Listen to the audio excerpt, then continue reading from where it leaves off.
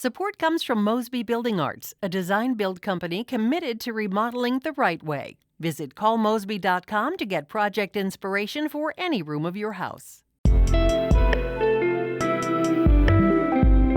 From the St. Louis Public Radio Newsroom, this is The Gateway. It's Friday, August 30th. I'm Wayne Pratt.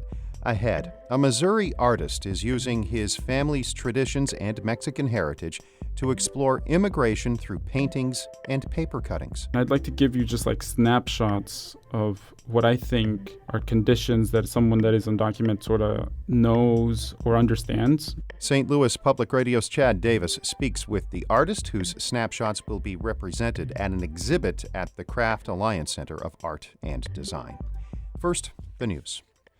We start today with an intriguing discovery by Washington University researchers. They have found that the invasive tiger mosquito has adapted to colder climates in the U.S. by laying eggs that can survive harsh winters. Here's St. Louis Public Radio's Eli Chen. In the last 30 years, the Asian tiger mosquito has spread from southern areas like Texas to northern states like Iowa. Scientists collected eggs from the northern and southern parts of the species range in the U.S. They reported in the Journal of Applied Ecology that eggs laid by mosquitoes in northern areas survive better in the winter. The Asian tiger mosquito can transmit West Nile, Zika, and chikungunya viruses. Researcher Kim Medley says it's uncertain what the public health concerns could be if its population keeps growing in northern states. Some of our upcoming work will hopefully do some modeling work to be able to make a prediction. Medley says it's likely that the species could be found in more northern parts of the U.S. in the coming years. I'm Eli Chen, St. Louis Public Radio. The Missouri governor's mansion has been under renovation for months. St. Louis Public Radio's Jacqueline Driscoll had a chance to walk through the building yesterday for a closer look at some of the changes. The $3.8 million project began in mid-June. The primary focus is upgrading the mechanical, electrical, and plumbing systems throughout all 3 floors. The project is so extensive, Governor Mike Parson and First Lady Teresa Parson had to move out. They're staying in a modest 2-bedroom home at the National Guard base in Jefferson City. Teresa Parson joked it's been interesting living in such tight quarters again. It's just great.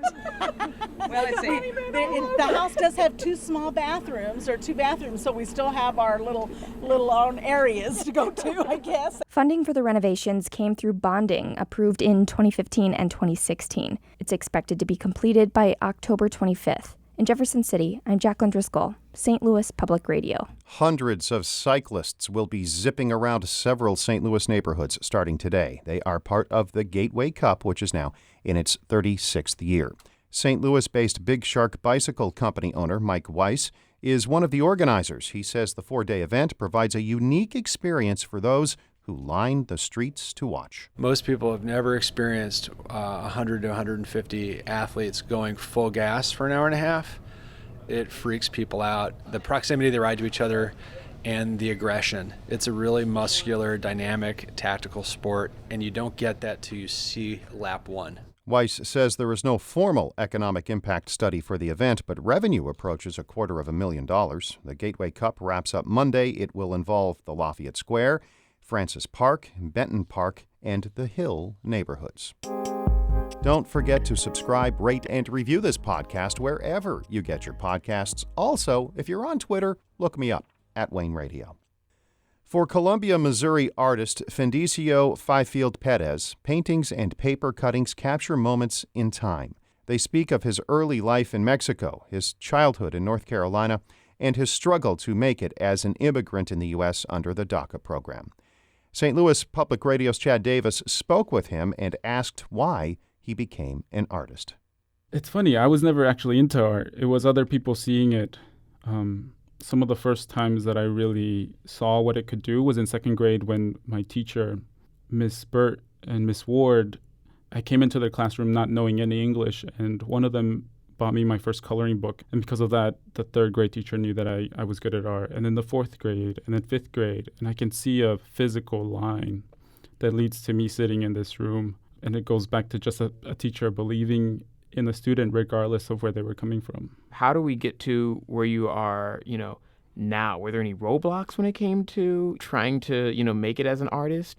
I had this paper that said that I graduated and that I had done this task that took 4 years, but yet I couldn't actually work or use that diploma. And so just by happenstance, that same summer that I was graduating, Obama enacted DACA, Deferred Action for Childhood Arrivals. Luckily, because my mom had saved every single postcard of me doing art, every newspaper clipping, every report card, etc., we had physical proof of me going back 20 years of being in this country. And so I qualified for DACA, and then I took that and immediately just drove straight to Iowa City, where I did my master's. What are some of the things that you're going to have at your Craft Alliance exhibit? The things that I'm most excited to show at the Craft Alliance are paper cuttings, really large paper cuttings that, for me, allude back to growing up and learning this skill, this traditionally Oaxacan or Mexican. And I'd like to give you just like snapshots of what I think are conditions that someone that is undocumented sort of knows or understands. I've always been aware of how we as a society talk about those people, quote unquote, a flood, a surge, a wave, an influx, all these ways of talking about them as if they're not humans, and instead of a literal disaster coming in. And so as someone that embodied that condition, taking some of those cues and saying, if you are going to describe someone as a surge, then I'm going to give you a wave, but that is suspended in a cut-up map. What are some of those family traditions that are present in your work?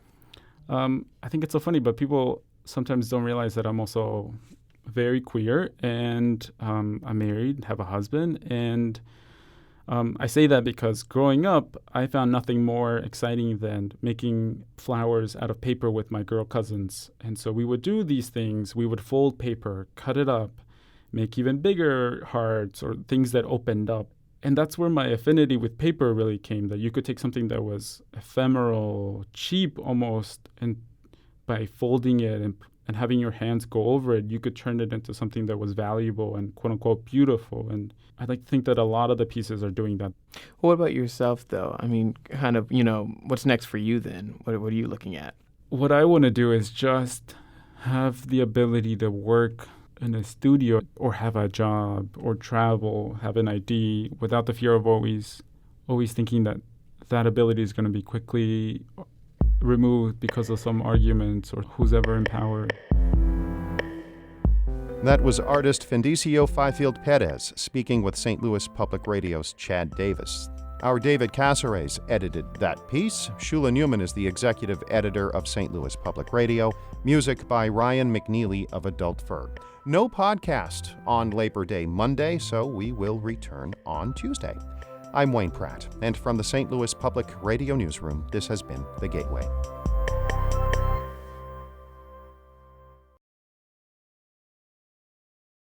Support comes from Mosby Building Arts, a design-build company committed to remodeling the right way. Visit callmosby.com to get project inspiration for any room of your house.